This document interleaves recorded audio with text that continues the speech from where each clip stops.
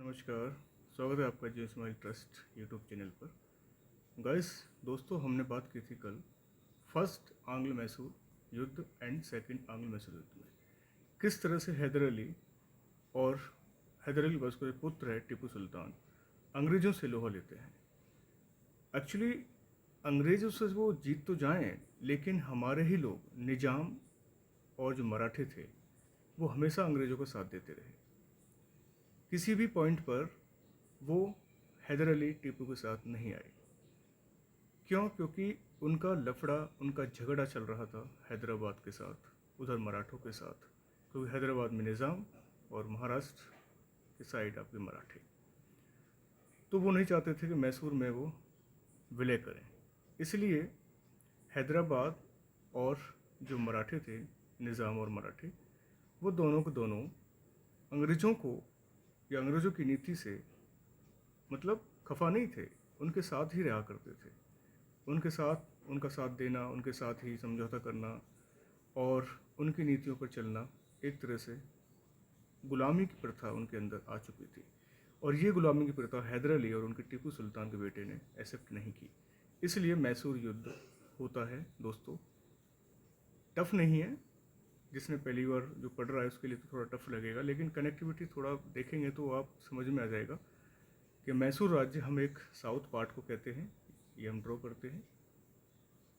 कर्नाटक का पार्ट है मैसूर, कर्नाटका का पार्ट है ये मैसूर, इसकी हम बात कर रहे हैं।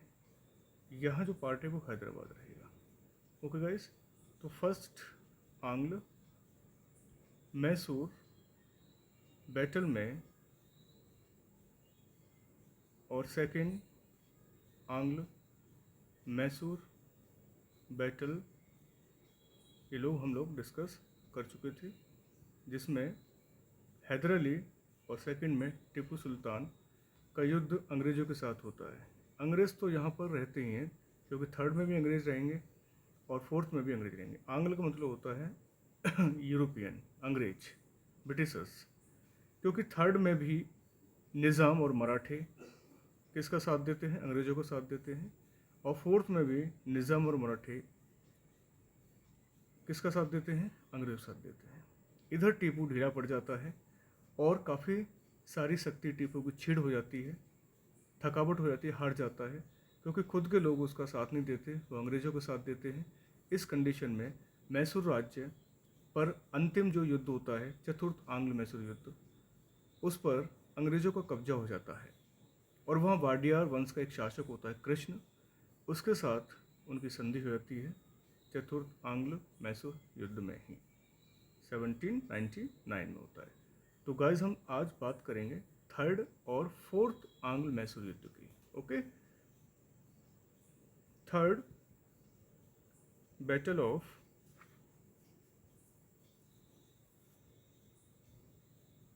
एंग्लो मैसूर 1790 से 92 के बीच। डेट भी पूछ ली जाती है कब हुआ था, 1790 92 के बीच एक रणनीति रखी जाती है। गाइस, ये एरिया केरल में पड़ता है, त्रावणकोर। अब त्रावणकोर पर किसका राज है? अंग्रेजों का राज है। याद रखना किस तरह से थर्ड बैटल शुरू हो जाता है। अंग्रेजों के संरक्षण में रहता है त्रावणकोर, जो केरल में पड़ता है। तिरुवनंतपुरम जाना जाता है आज की डेट में। तो त्रावणकोर अंग्रेजों के संरक्षण में पला बड़ा। और इसने एक गलती करी अंग्रेजों ने, क्योंकि यहाँ पर मैसूर जो राज्य था कर्नाटका में, यहाँ के जो अपराधियों को शरण यहाँ दिया करता था ये अंग्रेज लोग। अपराधियों मतलब यहाँ पर अपराध करके वो यहाँ त्रावणकोर में छुप जाते थे और अंग्रेज उसका साथ दिया करते थे। इस कंडीशन में टीपू सुल्तान ने अंग्रेजों के खिलाफ विद्रोह कर दिया। गाइस, छोटा सा मूवमेंट है, थोड़ा एक स्टोरी के तौर से आप देखिएगा। जब भी विद्रोह कर देता है अंग्रेजों के खिलाफ, तो आगे निज़ाम और मराठे भी अंग्रेज़ों का साथ देते हैं। याद रखना, मैंने डिस्कस किया अभी।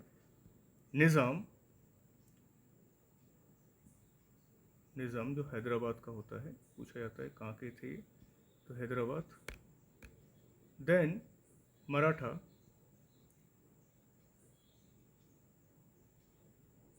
महाराष्ट्र की तरफ के थे, और प्लस में ब्रिटिशर्स। अब ये एक होते हैं, और वर्सेस किसके बीच युद्ध हो रहा है गाइस? देखिए आप, टीपू सुल्तान के बीच में युद्ध हो रहा है। ये तीन एक तरफ और ये इधर एक तरफ। तो अंग्रेजों ने जनरल मेडोज को मैसूर राज्य पर कब्जा करने के लिए भेजा था। अंग्रेजों ने मैसूर राज्य पर, मैसूर स्टेट है, इस पर कब्जा करने के लिए मेडोज को भेजा गाइस। मेडोज एक जनरल है अंग्रेजों की तरफ कि अटैक करो मैसूर पर, और मैसूर पर अटैक के लिए भेजता है, लेकिन मेडोज जो है असफल हो जाता है, फेल हो जाता है। मैसूर पर राज करने से वो फेल हो जाता है। टीपू सुल्तान इसको फाइनली इसमें डिफीट कर देता, हरा देता है। और दिसंबर 1790 में कॉर्नवालिस ने सैन्य शक्ति संभाली गाइस। दिसंबर 1790 में कॉर्नवालिस, लॉर्ड कहना गलत है इन लोगों को, ठीक है। कॉर्नवालिस जो सिविल सेवा के जनक कहे जाते हैं, जो आपके परमानेंट सेटलमेंट लेके आए थे, उन्हीं कॉर्नवालिस की बात कर रहा हूँ। कॉर्नवालिस ने सैन्य शक्ति अपने हाथ में ले ली गाइस। मतलब एक बच्चे को हराने के लिए सैन्य शक्ति अपने हाथ ले ली। टीपू चाहता झुक भी सकता था, लेकिन वो झुका नहीं, और अंग्रेजों के सामने डटा रहा कि मैं सर कटवा सकता हूँ, लेकिन मैं अपनी धरती माँ को अंग्रेज के हवाले नहीं करूँगा। ये third battle of Anglo Mysore युद्ध की बात चल रही है। किस तरह से अंग्रेज दबाव डालते हैं, अंग्रेज निजाम और मराठों को अपनी टीम में शामिल कर लेते हैं, और टीपू अकेला पड़ जाता है। फिर भी टीपू मेडोज को हरा देता है। जब मेडोज को हरा देता है तो कॉर्नवालिस डर जाता है।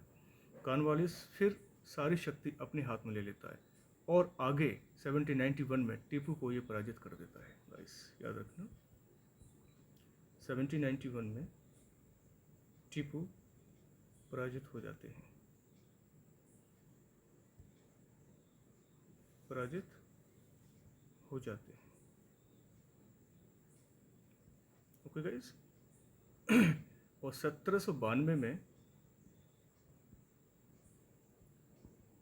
श्रीरंगपट्टनम की संधि होती है। वेरी वेरी इंपॉर्टेंट रहता है सब पॉइंट। श्रीरंगपट्टनम की संधि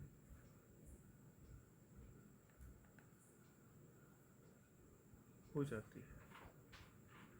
ओके गाइस, कई बार पूछा जाता है, फैक्चुअल में पूछ लिया जाता है, स्टैटिक जीके में, बताइए श्रीरंगपट्टनम संधि कब होती है।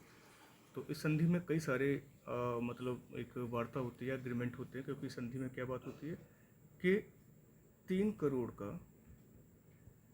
हर जाना टीपू चुकाएगा। जो युद्ध में उनके जो मतलब नुकसान हुआ अंग्रेजों का, 3 करोड़ हर जाना टीपू को देने होंगे। यदि ऐसा नहीं होता है तो टीपू के दोनों बेटों को, टीपू के दोनों पुत्रों को बंधक के रूप में रखा जाएगा। बंधक के रूप में रखा जाएगा guys. Okay, very easy point है। अगर वो कॉम्पेंसेशन नहीं देते 3 करोड़ रुपीस का, इस कंडीशन में टीपू के 2 बेटे हैं, 2 सन हैं, अगर वो 2 सन अंग्रेजों के पास रहेंगे तो टीपू कहीं ना कहीं से 3 करोड़ रुपए इकट्ठे करके देगा। अगर ऐसा नहीं होता तो हमेशा के लिए बंधक के रूप में रख लिए जाएंगे। तो एक कंडीशन तो ये हुई थी। दूसरा, आधा राज्य अंग्रेजों को सौंप देगा। टीपू आधा राज्य अंग्रेजों को सौंप देगा। ओके गाइस, जो डोमिनियन है, हाफ डोमिनियन या हाफ स्टेट्स, वो अंग्रेजों के हैंड ओवर कर देगा। ये शर्त माननी पड़ी और इस कंडीशन में थर्ड आंग्लो मैसूर युद्ध समाप्त हो जाता है, क्योंकि टीपू मजबूर रहता है इनकी बातों को मानने के लिए। अगर इनकी बात नहीं मानी गई तो फिर आगे समस्या और क्रिएट हो रही थी, क्योंकि दोनों पुत्र बंधक थे, इनके रिश्तेदार बंधक थे। पूरा मैसूर राज्य पर, प्रजा पर और वहाँ की शोषणकारी नीति टीपू को हराश करती रही। इसलिए ये श्रीरंगपट्टनम की संधि मानी जाती है कि टीपू को पूरी तरह से इसमें ख़त्म कर दिया गया था। टूट चुका था, लेकिन फिर भी टीपू हिम्मत नहीं हारे और आगे अंग्रेज़ों के खिलाफ डटकर पुनः दोबारा खड़े हुए गाइस, और चतुर्थ आंग्ल मैसूर युद्ध की एक रूपरेखा तैयार कर देते हैं गाइस। याद रखना, fourth battle of Anglo Mysore. थकने वाले टीपू नहीं थे, थकाने वाले थे कई सारे लोग। अंग्रेज लोग परेशान हो गए थे, हराश हो गए थे टीपू की इस महानता को देखते हुए, इस वीरतापूर्वक टक्कर को देखते हुए। उन्होंने कहा टीपू जैसा सुल्तान कोई नहीं हुआ, क्योंकि चतुर्थ मैसूर युद्ध में, एंग्लो मैसूर युद्ध में टीपू ने बाहर से भी, मतलब बाहर अपने राजदूत भेजे, क्योंकि बाहर से सैन्य क्षमता या राजनीतिक शक्ति स्थापित कर सके। वो देखो गाइस, बहुत कोशिश करता है, उसे अपने देशवासियों से मदद तो नहीं मिल पाती है। अपने ही लोग निज़ाम और मराठे अंग्रेज़ों के तलबे चाट रहे थे। मजबूरन टीपू भारत से बाहर फारस, मॉरिशस जैसे देशों से मदद मांगता है, फ्रांस से भी मदद मांगता है और वहाँ अपने राजदूत भेजता है गाइस। कई पॉइंट पूछे जाते हैं, बहुत फैक्ट पॉइंट हैं, टफ कोई पॉइंट नहीं इसमें जो आपको याद नहीं होगा। कनेक्टिविटी आप पढ़ेंगे एक सीरीज़ की तरह से, तो आई होप आपको याद हो जाएगा सारी चीज़ें। ये तो आप एक हमारा हिस्टोरिकल, मतलब एक मोमेंट है, एक ऐतिहासिक चीज़ है जो हमें हमेशा याद रखती है, क्योंकि ऐसे मूवमेंट को पढ़ते हुए हमारे अंदर भी एक फीलिंग क्रिएट होता है कि जो हमारी आज नीतियाँ चल रही हैं इसके खिलाफ भी हम प्रदर्शन करें, एजिटेटर्स बन जाए हम लोग सबके सब। जहाँ गलत होता है वह हमेशा खड़े रहिए। वही सिचुएशन टीपू के साथ रही। बैटल में हार जाता था, लेकिन हारने का कारण आप जान ही गए हैं, क्योंकि निज़ाम और मराठे अंग्रेज़ों के साथ रहे थे। और चतुर्थ एंग्लो मैसूर में मजबूरी में टीपू सुल्तान अपने एम्बेसडर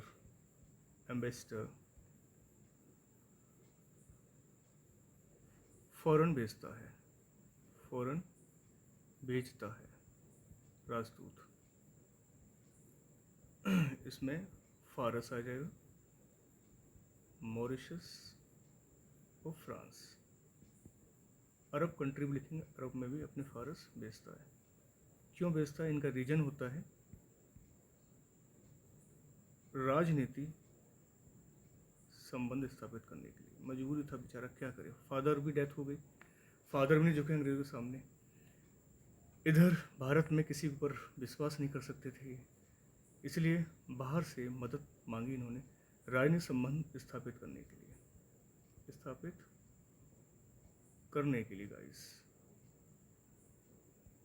एक यंगस्टर थे, ये नहीं कि बहुत ओल्ड मैन थे, ये नौजवान थे, हारे नहीं, थके नहीं, आगे बढ़ते गए, अपने कर्म को अंजाम देते रहे और मरते दम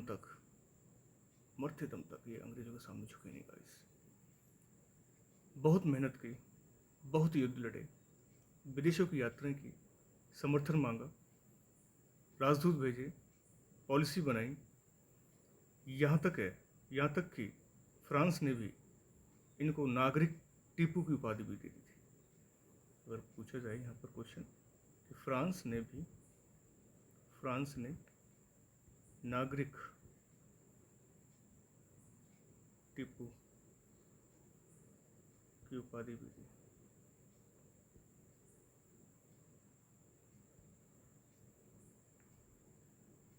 ओके गाइस, तो यहाँ आप थोड़ा पॉइंट को पढ़ लीजिएगा, मैंने यहाँ डिस्कस कर दिया है। जनरल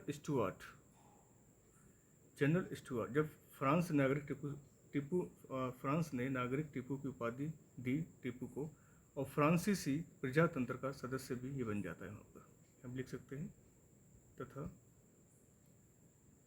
फ्रांसीसी प्रजातंत्र का सदस्य, मतलब मेंबर भी हो जाता है, फ्रांसिस डेमोक्रेसी का member of Francis democratic. But आगे इधर अंग्रेज अलर्ट हो जाते हैं, और अंग्रेज की तरफ से जनरल स्टुअर्ट, ये जनरल था, किसका जनरल था? वेलेजली का गाइस। इस यहाँ पे जो गवर्नर जनरल था वेलेजली, याद रखना वेलेजली आ जाता है, जो सहायक संधि कराता है। तो जनरल स्टुअर्ट ये जनरल मतलब सेनापति था, इसको भेजता है टीपू से लड़ाई कराने के लिए। टीपू सुल्तान बहुत महान सुल्तान, और जनरल स्टुअर्ट 1799 में युद्ध की घोषणा कर देता है टीपू के सामने कि मैं टीपू से फाइट करूंगा, किसी भी दबाव और प्रेशर के, मैं अकेला ही टीपू से लड़ूंगा। आगे बात होती है क्या करें, टीपू अकेला तो जनरल स्टुअर्ट नहीं लड़ रहा है, क्योंकि इसके साथ कौन सी पावर है? वेलेजली है। वेलेजली ऑलरेडी गवर्नर जनरल है, इसके साथ सेना भी है प्लस आर्मी भी है, और वो भी टेक्निकल आर्मी भी है, टेक्निकल हथियार हैं इसके पास, टेक्निकल, और प्लस में सपोर्ट भी था इसके पास, हमारे जो छोटे मोटे राजवंश हैं उनका भी सपोर्ट था। इधर इतनी सारी सहायता मांगने के बावजूद भी टीपू विदेशों में संबंध तो स्थापित करने में सफल हुआ, लेकिन ज़्यादा उनको सहायता वहाँ से प्राप्त ना हो सकी। तो 1799 में ही टीपू सुल्तान हार जाते हैं,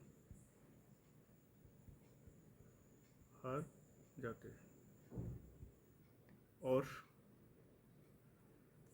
देन हारने के बाद आप जानते हैं डेथ हो जाती है। लेकिन कहा जाता है कि अपनी वीरता और साहस का परिचय इन्होंने इस फोर्थ आंग्ल मैसूर युद्ध में दिया था। जब ये हार जाते हैं और इनकी डेथ हो जाती है, तो मैसूर राज्य से मुस्लिम सत्ता हमेशा के लिए समाप्त हो जाती है, हमेशा के लिए समाप्त हो जाती गाइस। टफ कुछ नहीं है, इजी है बहुत, बस स्टोरी तो लिखना है आपको। मैंने सारी सन लिखा दी हैं जो ईयर वाइज आते हैं, जो स्ट्रेटेजी के आप जिनका वनडे एग्ज़ाम होता है वो अपना यहाँ से देख सकते हैं, नोट्स बना सकते हैं पॉइंट टू पॉइंट। बाकी जिनके पीसीएस का एग्ज़ाम होते हैं, आगे हायर एग्ज़ाम होते हैं, वो अपना सीक्वेंस से देख लेंगे। ओके गाइस, मैसूर राज्य से मुस्लिम सत्ता हमेशा के लिए समाप्त हो जाती है, और मैसूर राज्य में उस समय वंश था वाडियार वंश, और उसका राजा था कृष्ण वहाँ पर। तो कृष्ण के साथ क्या हो जाती है? ट्रीटी हो जाती है, किसकी? अंग्रेजों की ट्रीटी हो जाती है विद ब्रिटिशर्स गाइस, याद रखना आप, वो भी 1799 में होती है। तो ये हमने यहाँ तक पॉइंट को देखे, बहुत ही इम्पोर्टेंट पॉइंट्स हैं ये, आप थोड़ा इसको ब्रीफ करके बार स्पीड से आप देख सकते हैं, 1.5 स्पीड से देख सकते हैं, बहुत ज़्यादा पॉइंट नहीं लिखा है मैंने।